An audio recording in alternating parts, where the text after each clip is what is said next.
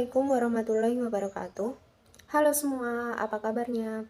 Bertemu kembali dengan saya, Mina Laili Rahmawati. Pada kesempatan ini, kita akan belajar materi IPS kelas 4, yaitu peninggalan sejarah. Sebelum kita belajar, kita berdoa dulu yuk. Berdoa dimulai.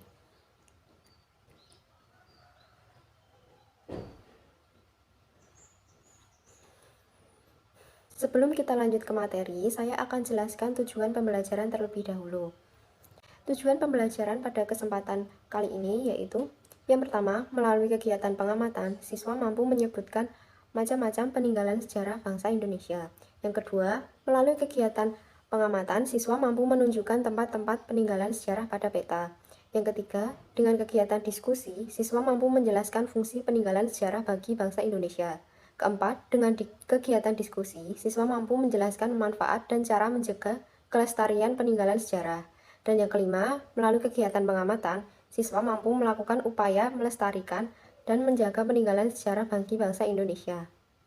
Seperti yang kita ketahui, negara Indonesia sangat luas. Karena luasnya, maka suku bangsa, budaya, dan peninggalan sejarahnya beraneka ragam.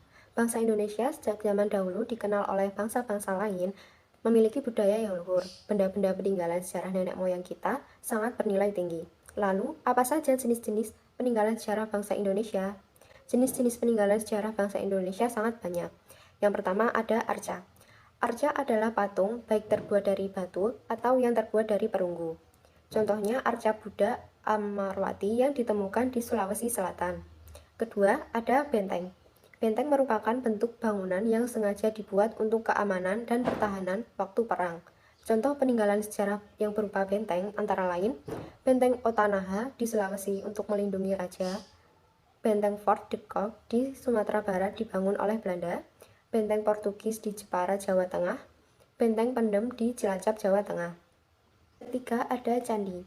Candi adalah bangunan kuno yang dibuat dari batu sebagai tempat pemujaan, penyimpanan abu jenazah raja atau pendeta Hindu dan Buddha pada zaman dahulu. Beberapa candi yang terdapat di Indonesia adalah Candi Prambanan di Yogyakarta, Candi Borobudur di Magelang, Jawa Tengah, Candi Panataran di Jawa Timur, dan Candi Muara Takus di Riau. Yang keempat, ada gedung. Gedung berarti bangunan besar sebagai tempat berlangsungnya kegiatan bersejarah atau tempat yang dijadikan sebagai peninggalan sejarah. Misalnya, ada Gedung Lawang Sewu di Semarang, Istana Presiden di Tampak Siring, Bali, Keraton Cirebon, Surakarta, dan Yogyakarta, serta Istana Bogor. Yang kelima ada makam. Makam adalah tempat tinggal, kediaman, bersemayam, yang merupakan tempat persinggahan terakhir manusia yang meninggal dunia. Banyak makam yang dijadikan sumber sejarah dan peninggalan sejarah, misalnya makam Raja-Raja Surakarta dan Yogyakarta yang bertempat di Imogiri, Yogyakarta. Kedua, makam Pangeran Diponegoro di Makassar, Sulawesi Selatan. Makam R.A. Kartini di Rembang, Jawa Tengah, dan makam Insinyur Soekarno di Blitar, Jawa Timur. Yang keenam, ada monumen.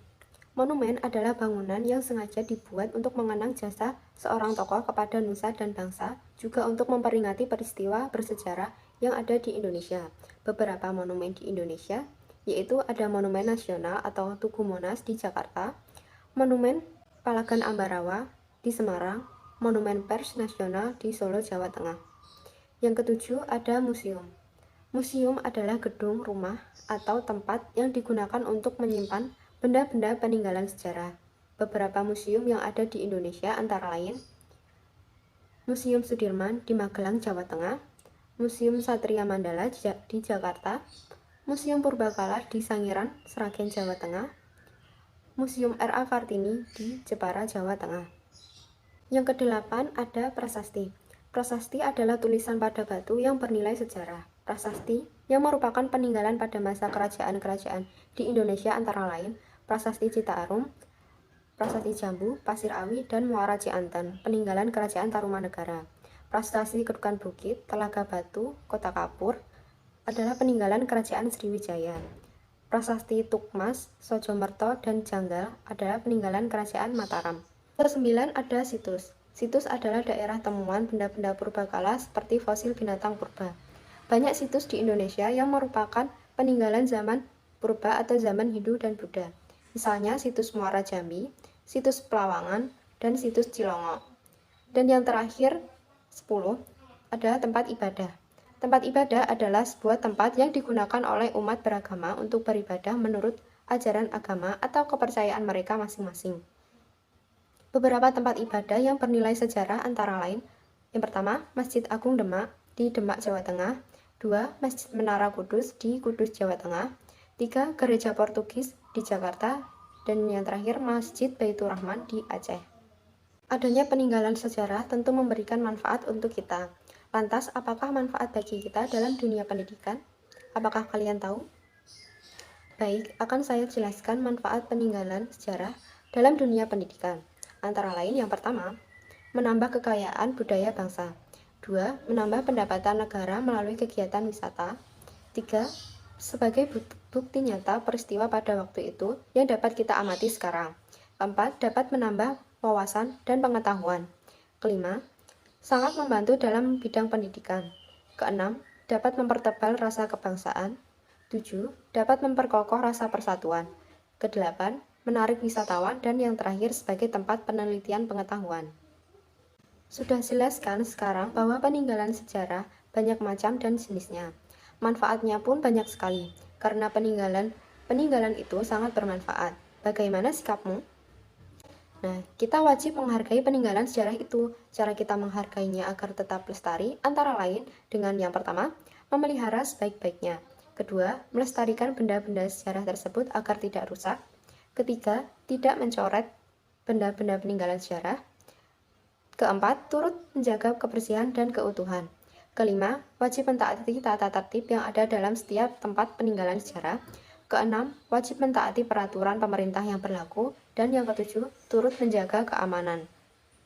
Nah, itu tadi adalah jenis-jenis peninggalan sejarah, manfaat peninggalan sejarah, serta upaya pelestarian peninggalan sejarah. Jadi, dari materi peninggalan sejarah yang sudah kalian cermati, dapat disimpulkan bahwa bangsa Indonesia sejak zaman dahulu dikenal oleh bangsa-bangsa lain memiliki budaya yang luhur. Benda-benda peninggalan sejarah nenek moyang kita sangat bernilai tinggi. Jenis peninggalan sejarah dapat berbentuk arca, benteng, candi, gedung, makam, monumen, museum, prasasti, situs, atau tempat ibadah.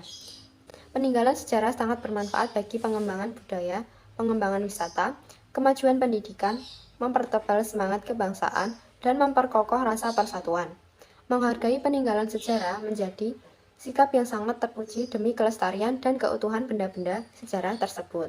Pemugaran, perawatan, keamanan, dan pengembangan peninggalan sejarah bukan hanya tanggung jawab pemerintah saja, tetapi sebagai warga masyarakat wajib ikut menjaga dan melestarikannya. Candi Borobudur merupakan salah satu peninggalan sejarah yang sangat terkenal di dunia yang ada di Indonesia. Tempat-tempat peninggalan sejarah banyak yang dikemas menjadi tempat wisata dan dapat menambah devisa negara. Nah, itu tadi materi pembelajaran hari ini. Apabila dalam penyampaian materi terdapat kesalahan, saya minta maaf ya. Jangan lupa untuk like dan share video ini ke teman-teman kalian untuk belajar bareng, dan kalian juga bisa mendownload file materi yang berada di deskripsi video. Oh iya, jika ada materi peninggalan sejarah yang belum kalian pahami, silahkan tuliskan pertanyaan kalian di kolom komentar. Terima kasih, tetap semangat, sampai jumpa di lain waktu. Wassalamualaikum warahmatullahi wabarakatuh.